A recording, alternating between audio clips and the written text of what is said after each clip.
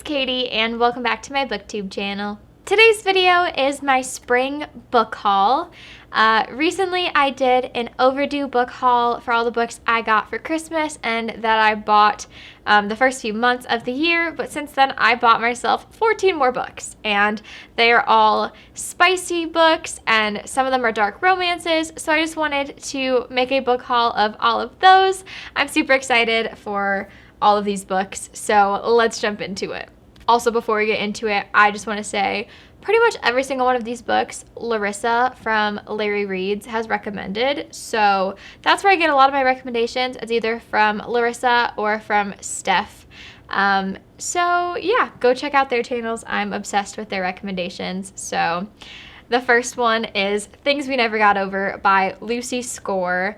Larissa's been talking about this one a lot recently, so I had to add it to my TBR and I had to get my hands on it. This book is thick. I didn't think it was this thick, but that makes me really excited because hopefully it's a slow burn. This follows Naomi, who ends up running away from her wedding to go help her estranged twin in this small town in Virginia. And when she gets there, her twin ends up stealing her car and all of her money and leaving her with a niece she didn't know existed. So she's basically stranded with this child she's never met before, and she has to figure out what to do. That's really all I know about it, but I think the love interest ends up seeing this happen and tries to help her get back on her feet. So it sounds so cute, and I just love this cover. It screams spring vibes, so it's the perfect time to dive into this one. Then I ended up getting Indigo Ridge and Juniper Hill by Devney Perry. And this first one kind of has like mystery romance vibes, which I usually wouldn't pick up, but Larissa really likes these books, so I wanted to give them a shot. And also Juniper Hill sounds right up my alley, so I wanted to read the series in order and start with Indigo Ridge. Basically, this follows a girl who is the new chief of police, and she's determined to prove herself, except for the fact that she has to win favor with this really popular family, the Edens, and she actually had a one-night stand with one of their sons when she first came to town, not realizing who he was. A woman ends up being murdered on the Edens' property, so the son, Griffin, and our main character, Winslow, end up having to work together to figure out what happened and to solve this murder mystery. It sounds like a really interesting romance, so I am excited for this one, but I'm even more excited for Juniper Hill. I think this whole series follows the Edens, as it says, so this book, the love interest is a separate Eden brother, and I think these books are also dual perspective, which I love. This follows Memphis, who is moving across the country with her newborn baby, and I think she's a single mother. That would make sense considering it's a romance. She ends up trying to start a life for herself in the small town where the Edens live, and Knox Eden is her temporary landlord and also a chef. That's all I know about it. I've seen certain quotes from it that really grabbed my attention, and I'm really excited. Also, the fact that the love interest is a chef grabbed my attention because I love food-centric romances, so I'm excited to see how that plays into this romance. I'm currently in the middle of this next one, which is Throttled by Lauren Asher. I have read it before on my Kindle, but I don't think I gave it a fair chance. I know everybody loves this series, so I'm rereading this one before I dive into the rest of it, and I'm loving it so far. I'm not quite sure what went wrong the first time, but I'm like almost 100 pages in, and I'm having a great time. These are Formula One romances, so they're like race car romances, basically, and this follows Maya, who has just graduated college, and she decides to tag along with her brother, who is a popular Formula One driver, while he goes on tour. And she also has a vlog channel and kind of does like behind the scenes vlogs along the way. And on this tour, she meets Noah, who is like the most popular Formula One driver. He's like supposed to be the best of the best, and they kind of hit it off, even though her brother wishes that they didn't. So this is like a teammate's sister romance, or brother's teammate, however you want to word it. It's one of those romances, and it's so good. I'm having a great time so far. And obviously it's by Lauren Asher. I don't know if I said that, but I loved the fine print and terms and conditions. So I have high hopes for this whole series. Larissa has also been raving about this next one, which is Still Beating by Jennifer Hartman. And on the front, it says a dark romance novel. So please check trigger warnings. This basically is about a girl who ends up getting kidnapped with her sister's fiance. And they always kind of antagonize each other. They have always kind of bantered. I don't know if they get along or not. I don't think they do. But basically, they get kidnapped together. And the thing about this serial killer or kidnapper, I think he's also a serial killer, is that he always kidnaps people in pairs and tries to make them fall in love with each other. And once they fall in love, that's when he decides to kill them. So they obviously go through a lot together. I don't really know too much about this other than the fact that they get kidnapped. And I have never read a book where two people get kidnapped and are forced to fall in love. So I am so excited to read this. And it's pretty like tiny, so I feel like I'm gonna fly through. Oh, the words are like kind of small actually. So it might take me a while to get through this, but this sounds great. Pretty much all these books I find through like Book Talk or Larissa. So I feel like it's opened up a whole new world. I never even read like dark romances until the end of last year, and I'm flying through so many of them. Then I bought a ton of Sophie Lark books. Let me see if I can pick it up. It's like a huge stack. There we go. I bought all of these. So we have, let me do the standalone first. Or it's not a standalone, it's part of a duology. But the first one is There Are No Saints by Sophie Lark. This is the first book in a serial killer duet, I think. I don't have the other one yet, but this is like a really pretty cover. The main cover I usually see is with the couple on the cover. So when I saw this like discreet cover, I fell in love with it.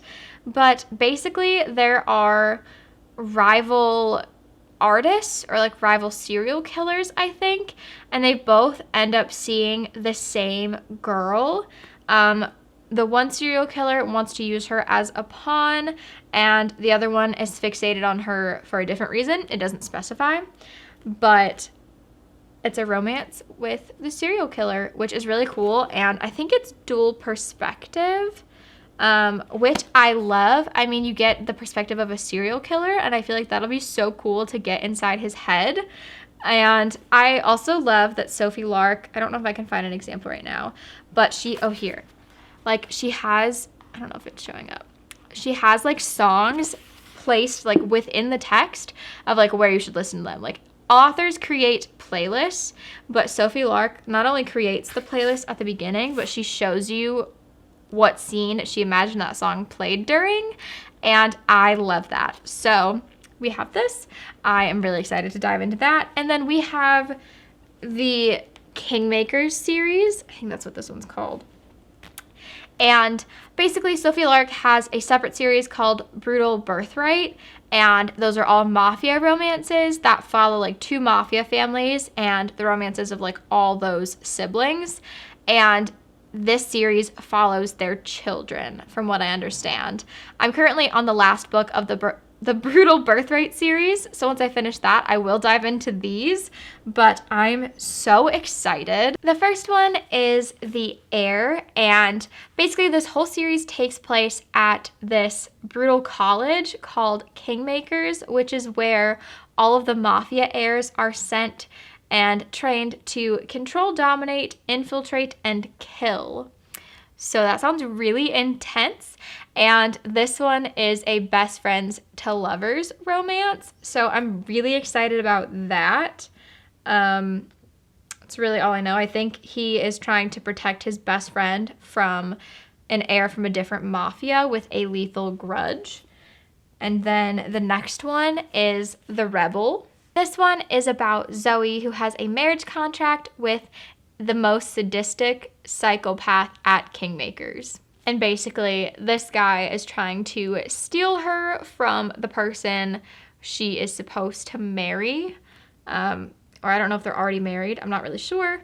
But he believes that they're soulmates and he doesn't want anyone else to have her. He wants to be with her, so he will do whatever it takes to steal her away from Rocco, who is in the marriage contract with Zoe. That's confusing. I hope that made sense. That's all I know about it. That's what I got from the back of the book. Book 3 is The Bully.